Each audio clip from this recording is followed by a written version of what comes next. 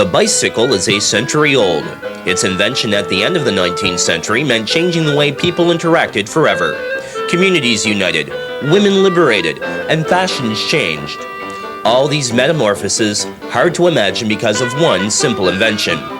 They say it liberated females, and all of a sudden they had the freedom to go out in the country. It changed dress dramatically from the long dresses to bloomers. The first bike was introduced at Philadelphia's World Exposition in 1890. The impact by exposition spectators was phenomenal. No one ever saw a bicycle before, and like wildfire in a wheat field, the bicycle became an instant success, spreading from community to community. St. Catharines Senior Curator of Collections, Arden Fair.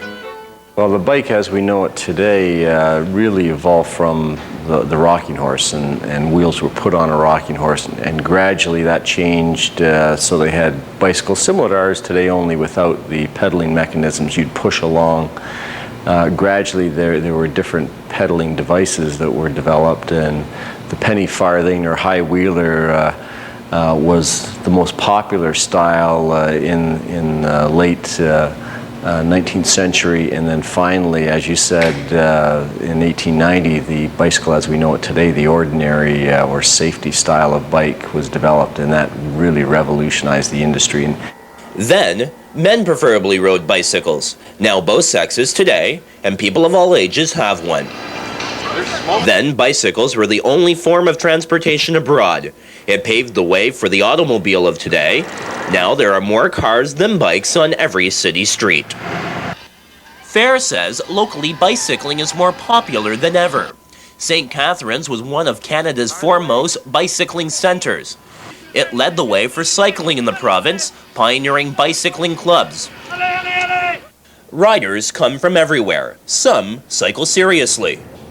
Niagara's bicycle connection is Steve Bauer of Font Hill. Even though the 1984 silver Olympic medalist has not been to the museum to this display, his bicycle belongings can be found inside.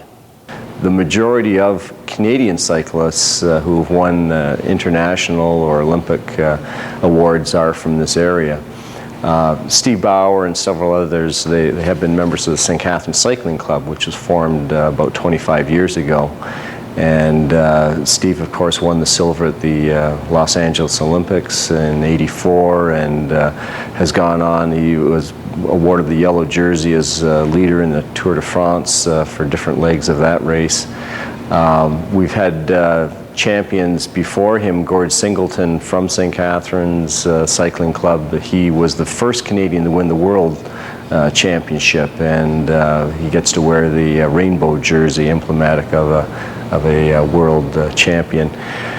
Karen Strong is another Canadian champion. She won 32 different Canadian awards. Her winning event at Venezuela in '77 was the first time a Canadian had won a championship during this century. So Canadians have really come on strong, and I think St. Catharines and Niagara, we can take pride in some of these champions that their roots are from this area.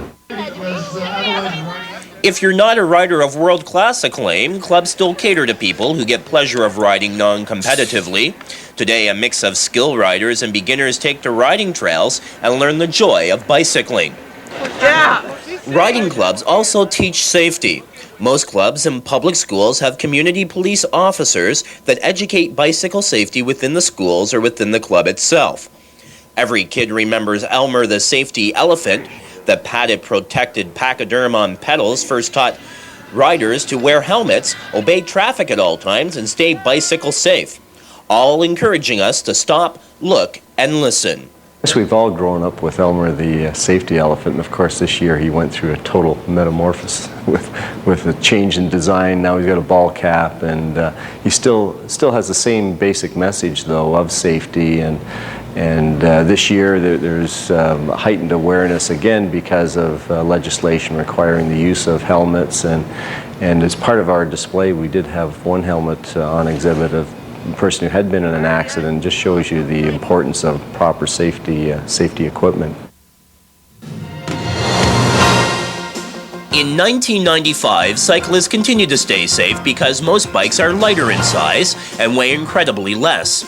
Cities have wider roads, so bicyclists can have a clear, leveled pathway to ride on. Well, there's a much higher awareness in the 1990s of the importance of cycling as a mode of transportation, that it's better for the environment, as a way of keeping fit. Of course, they have the recreational trail, the one just opened this year along the Welland Canal, and they're developing other bicycle paths in town. Even in road design, simple things like the drainage grates, you know, they're locating those convenient for cyclists. They're making roads wider. They're developing this as part of the official plans. As bicycles change, communities change with them. The one-year-old Welland Recreational Bike Trail is perfect for bicyclists. Communities plan for them, and bicyclists definitely use them. In St. Catharines, Jansen-Brown, Community Magazine.